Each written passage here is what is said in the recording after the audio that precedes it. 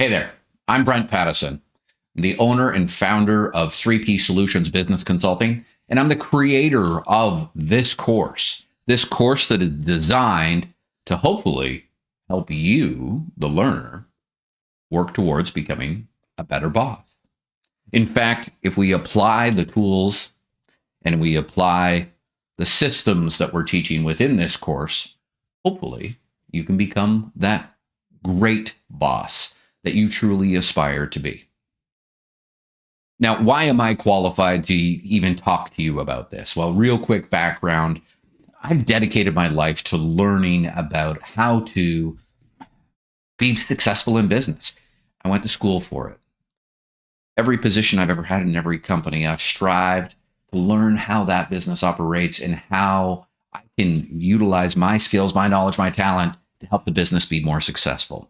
I've had the privilege of leading teams of thousands of people. I've had tens of thousands of people work for me over my career. I have trained and developed thousands of leaders. I now help businesses themselves and the owners of those businesses help their business grow and improve. And I try to take everything that I've learned over those years, plus everything that I've read from the books that I've read, and the conversations I've had with great and amazing leaders, and put that into a straightforward, simple formula of creating a system that hopefully will work for you.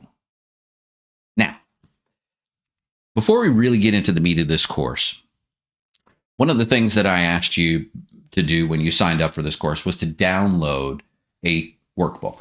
And then I actually, in the instructions, said, print this out, grab a pen, and once you start this course, use the workbook. Use the workbook to take notes. And why did I do that? Well, it's kind of based on this learning pyramid designed by behavioral psychologists, that they've studied how people learn, how people get taught new information or even refreshed on existing information that they maybe had before. But the reality is, if I just sat here and lectured you, you're not going to remember it. If we just sit and try to listen to what somebody else has to say, we're not going to really remember it. However, if we also apply some reading to it, well, that's going to have a little bit of an increase in our retention, in how well that the new teaching applies itself to our brain. Now, if we add some audio visual, and hence why the slides, and that's why half of this screen is me and half of this screen are slides, it will hopefully, and I'm also going to incorporate some videos into this course to help you further your learning. But then learning really starts to happen when we start to add discussion, when we start to add some demonstration, and when you start to actually practice doing these things.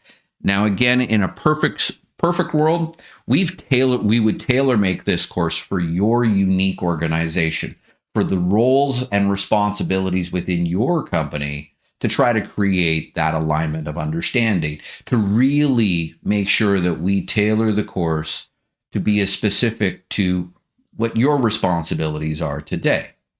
Now, this as a recorded course, we don't have that privilege. But the reason that I asked you to print out that workbook and start taking notes as we discuss it, and hopefully that's the best way I can do to create some discussion and demonstration, is through that written workbook. But there's also a little bit of science behind that as well. That neuroscientists, the people who study how our brain works, they've figured out that the actual physical act of writing things down, of using our hand motions and connecting with what our brain is thinking or what is being received, it actually strengthens and even creates neural connections in our brain, those neural synapses in our brain that actually allow us to think and connect things together.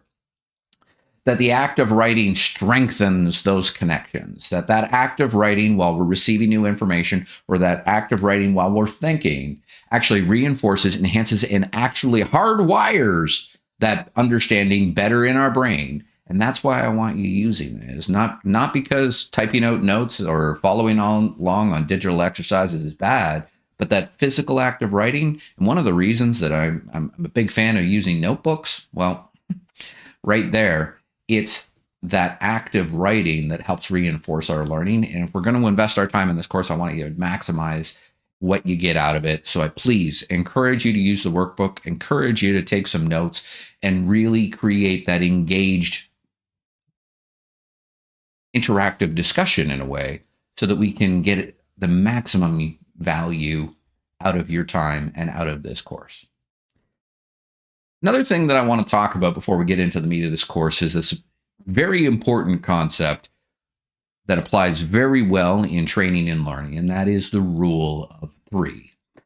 Now, when I talk about the rule of three, well, this thing's been used for centuries by, well, many different cultures.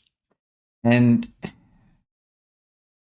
it's been demonstrated that it's a valuable way to teach new concepts, be easily differentiated, yet plainly understood. That three is the smallest possible number to provide differentiation between a concept or an idea, or ideas in this case, and still retain comprehension by keeping it simple, keeping it down to three things. We're going to cover a lot of things in this course, but each of the segments of the course, we're going to try to break it into segments of three to maximize our understanding of it. Or more specifically, as you can see, one of the things we're going to talk about is this pyramid, but we're going to talk about a lot of three P's of business: leadership, management, coaching, and how to support that coaching. The rule of three is going to come up a lot in this course. And again, this is something that's been around for a long time. Maybe you know who Aristotle is. He's a famous Greek philosopher and teacher. And he used the three modes of persuasion, in other words, this rule of three, in the way that he taught, that he established his credibility, that he actually knew what the heck he was talking about when he was teaching people.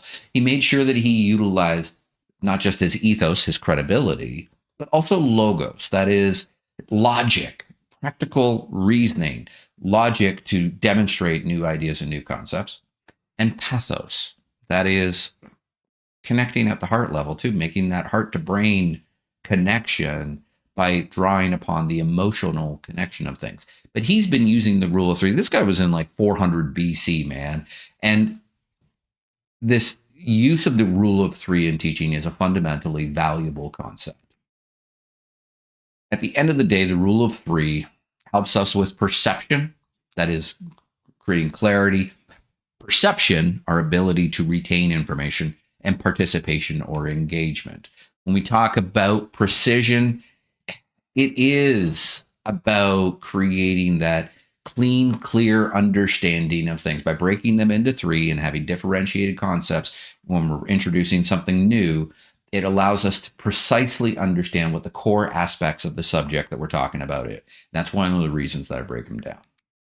When we talk about perception, this is our ability to remember and recognize patterns. So by separating things into groups of three, it's going to help with our retention or our perception of the information that we're learning. And yes, it allows for better participation. If we group things in three, it gets us involved and we can work on doing a better job of creating discussion. Now, again, I'm going to repeat this multiple times. I would much prefer to design this course for your company and deliver this material in person, because there's nothing like in-person human connection, especially when teaching new concepts. And if we could tailor this course to your unique roles and responsibilities, it would be that much more effective. And following the rule of three would allow for even greater engagement and participation. But I'm going to do my level best to keep you involved and you participating through this course. And that's what, again, one of the reasons why I truly encourage that you utilize the workbook that's available to you to maximize your value from this material. All right. To recap, the rule of three, when it applies to learning and training or teaching, it helps with our precision, our understanding. It helps with our perception and our ability to retain information. And it creates better engagement through participation. All right. Now we can get into this course that's called Praise Your Way to Being a Great Boss, right? So, what are the program objectives here? Well, one, talk about the fundamentals and the fundamental differences between management and leadership, and how, if we're going to be effective in business, we need to be both a great manager and leader. Two, we're going to talk about the tools that are going to allow us to make better decisions as a manager and leader. And three, we're going to talk about how we communicate those decisions through the way that really truly communicates in business, and that is coaching. That we're going to talk about a system of coaching to help you communicate those effective decisions that you made by having a fundamental understanding of being both a good leader and good manager. We're going to break this course into 7 core areas. We're going to break it into smaller segments. We're going to try to keep each segment to about 15 minutes for maximum retention, allow you to refresh back if you want, and make sure that we've got appropriate breaks in between. But the 7 major sections, obviously this welcome and introduction. Why are we doing this? Why are you listening to me? And how is it going to help you become a better boss? How is it going to help you on that path to becoming a great boss? We're going to talk about the 3 P's of business. Then we're going to talk about the difference between leadership and management. Then we're going to get into the 3 P's of leadership specifically, how to be a better leader. We're going to get into the 3 P's of management and how to be a better manager. And then we're going to talk about the 3 P's of coaching that supports being both a good leader and manager. And lastly, we're going to reserve one segment to talk about crucial conversations. Those are those more difficult conversations that definitely come up and happen in business, but are slightly different than traditional coaching. So, since we're talking about being a boss in business, maybe it makes sense that if we want to understand how to be both a more effective leader and manager in business, that we understand the clearest, cleanest definition of what is a business. Well, the simplest definition of what a business is, very simple. You, the business, create something of value to someone else. It is perceived value to them, so they're happy giving money to you. Now, for business to work, the perceived value that they get from your product, from your service, whichever it is, from your product or service in your business, their perceived value of it is greater than the amount of money they gave you. But for business to work, the amount of money they gave you had to cover your costs and, in fact, leave you with a profit. Because if you're not bringing in more money in that exchange of value than what it cost you to create it, what it cost you to provide it to your customer in this case, then you don't have a business. There is no business, because you're not going to keep doing that thing if you're losing money doing it. So a business is the exchange of value. You create something of value to someone else, or they perceive the value of it to be greater than the money they gave you. The money they gave you covers your costs and leaves you with a profit. That is a business. That is the simplest definition of a business that I've been able to come up with, and I hope that that works. The exchange of money for the perceived value of a product or service, where the perceived value is greater than the money that came to you, and the money that came to you was enough for you to earn a profit. So that leads me to trying to define what are all of the things that make up a business. Because what are those things that create that value and create that profitability? Well, what are all of the things that exist in a business? And by a business, I mean any business. Now we're trying to think of the things, not just in your business, but that would be true in any business. What are the things that exist in every business?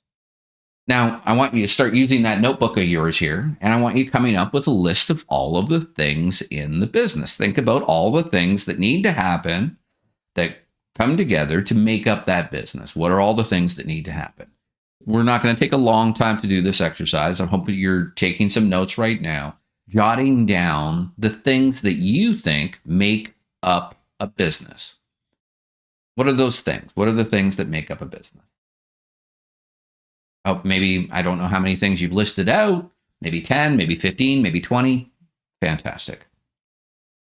Now, what if I told you that you could group all of those things that you just wrote down, all of those 10, 15, 20, I don't know how many things you wrote down, but what if you could group them into three categories?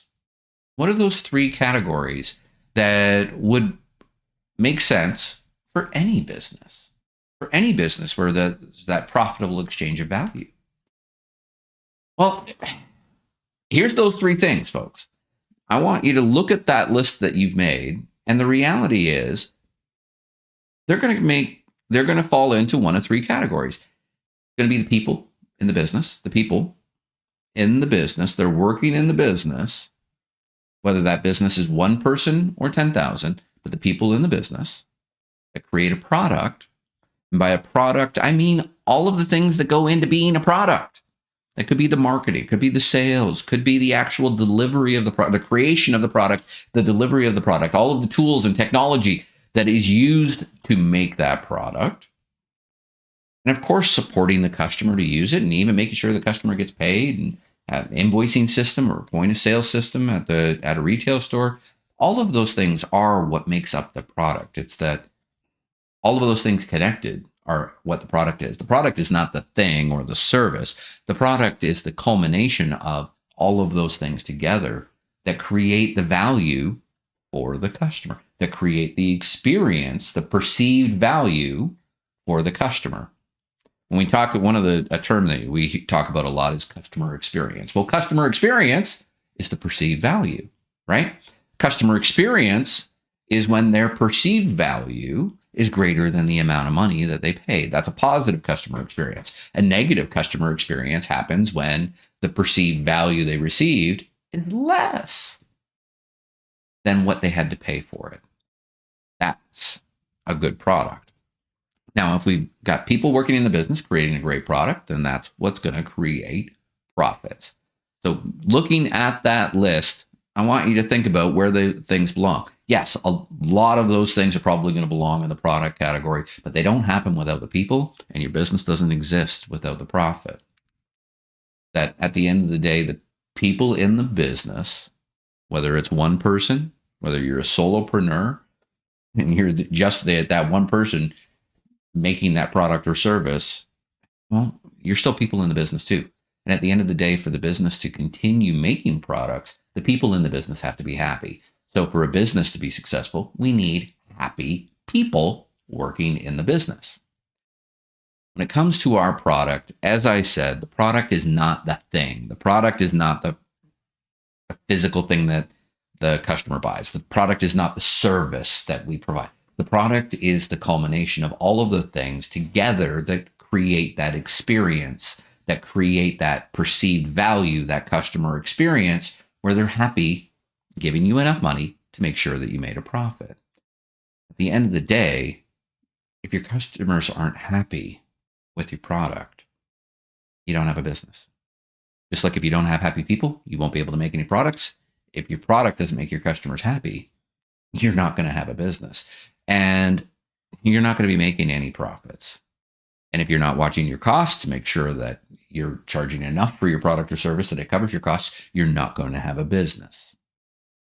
In fact, I really want you to think about this connection, that the people working in the business who create the product for the customer, who is also people, that ultimately creates profit for the owners of the business. Again, whether that's you as an individual owner of a business, or whether it's a group of shareholders or millions of shareholders that own shares in a business, they're still people too. That at the end of the day, a business is about people serving people, and that there is this connection between the people working in the business that create the product for the customers that creates the profit for the owners of the business. People, product, and profit, there is a connection. Now, I'd love to tell you that I came up with the 3 P's of business. And the reality is, I didn't come up with this.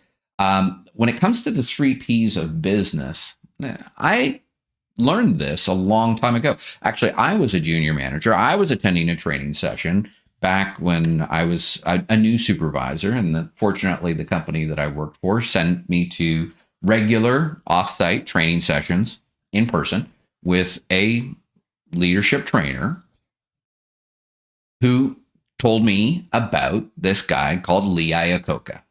Now, if you don't know who Lee Iacocca is, you might not, because he's from a little while ago.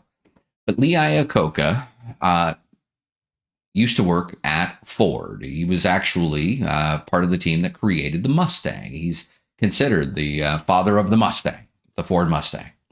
He was the CEO of Ford. After leaving Ford, he went on to become the CEO of Chrysler, where when he became the CEO of Chrysler, that company was about to go bankrupt. They were losing, I think, $2 billion a year. But Lee was a pretty exceptional boss. He was committed to making the business successful. And when Lee talked about what makes a business successful or what makes up all business operations, he talked about people, the product, and profit. That there had to be this connected alignment, this aligned connection between the people, the product, and profit for the business to be successful. And he focused on delivering that message throughout Chrysler to the people working in the business, to the customers, and to the board and the shareholders to which he reported. By creating that alignment of focus, by creating that alignment of vision, by creating that alignment of connection between the people, product, and profit, he was able to turn Chrysler around from the verge of bankruptcy to being profitable to the tune of like $4 billion a year within 5 years of taking the job. The guy was super successful. Oh, yeah. And while he was at Chrysler, he also invented the minivan. So not only was he the father of the Mustang, he also was the guy that launched the minivan and probably every crossover vehicle ever since.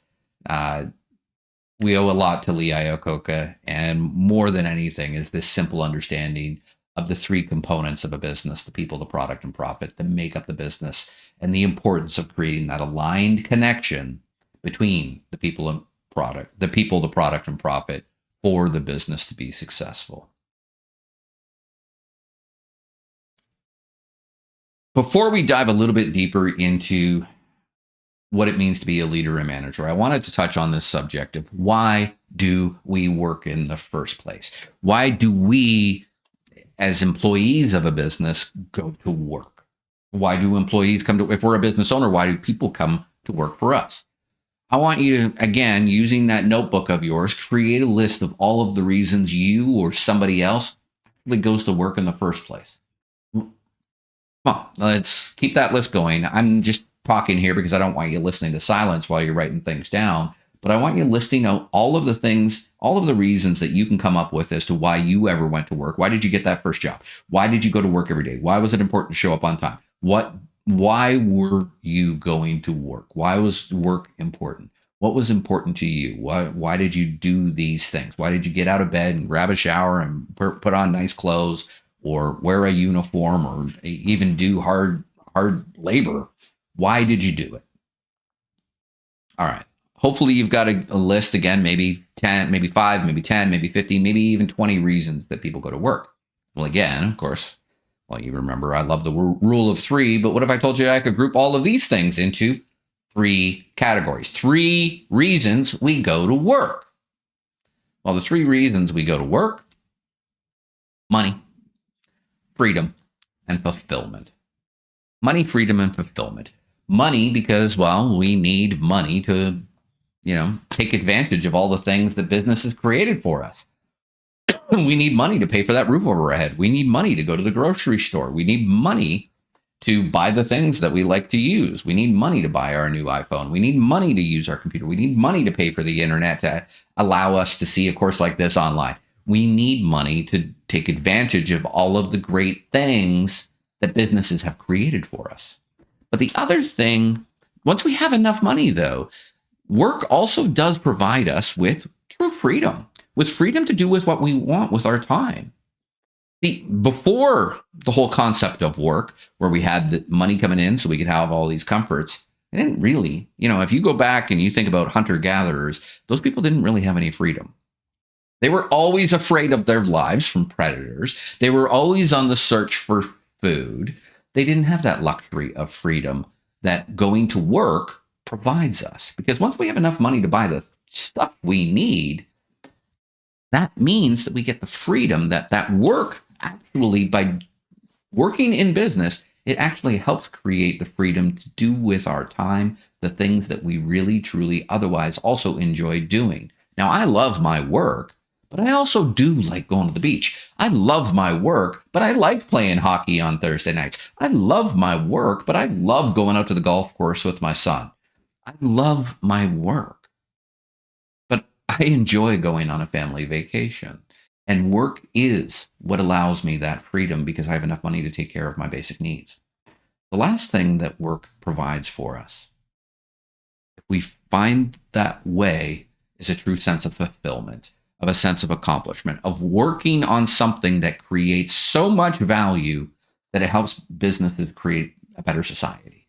That work can provide for us with the right mindset, with the right framework of thinking. Work can be a true source of fulfillment. And if you think about that list of all of the things that you wrote down, my guess is that you can group them into one of these three categories: money, freedom, and fulfillment. Or if you really like to use alliteration, because I'm also, in addition to the rule of three, you kind of notice that I like to use words that start with the same letter, alliteration. We could use financials, freedom, and fulfillment. I just went with money. So why do we end up taking on more responsibility now? The question. Well, why become a boss? Well, because bosses get paid more because they have to take on the responsibilities of other people. And in return, those additional responsibilities, we can earn more money, which can allow us to have more freedom, which ultimately, if we're helping other people grow and improve, when we help other people grow and improve, when we take on more responsibility and get put in that position of being responsible for other people, we're responsible for helping people grow and improve. And guess what?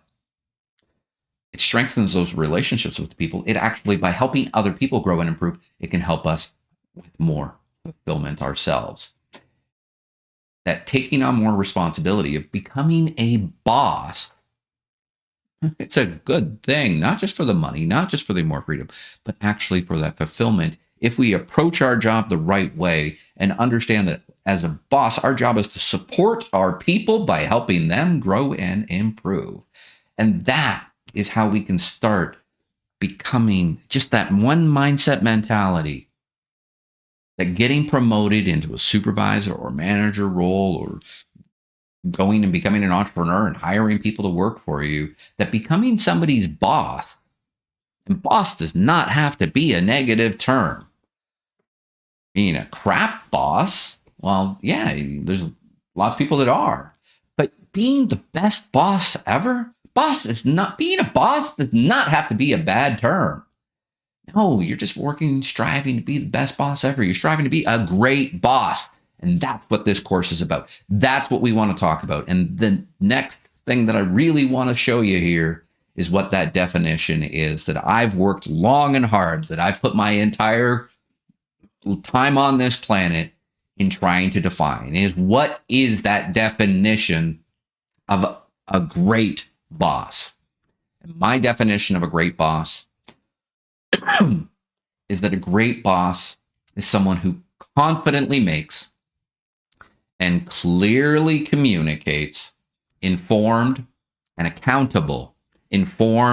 accountable decisions that support each of the three P's of business. A great boss is a boss who confidently makes and clearly communicates informed and accountable decisions that support each of the three P's of business, that their decisions support having happier people, support having a better product that makes happier customers, and supports profits that makes happier owners. A great boss is one who makes those good decisions and communicates those decisions in a way that supports each of the three P's of business. We're going to leave it off there. We're going to pick it up next. See you in the next session.